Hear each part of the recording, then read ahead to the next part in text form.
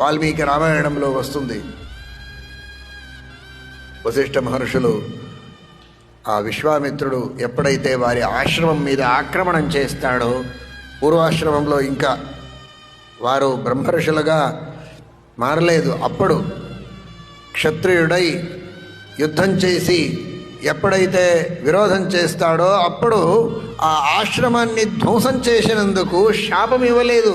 తస్మాత్వన్న భవిష్యసి, నీవు చేసిన అపరాధంతోనే నశించిపోతావు, నీవు వేరేమి శాపం ఇచ్చే అక్కరలేదు.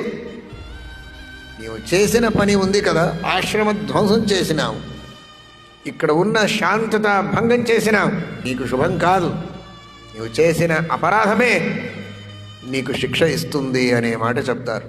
మహాత్ముల ద్రోహాన్ని ఎప్పుడు కూడా చేయకూడదు అనేది కథతో మనకు తెలుస్తుంది.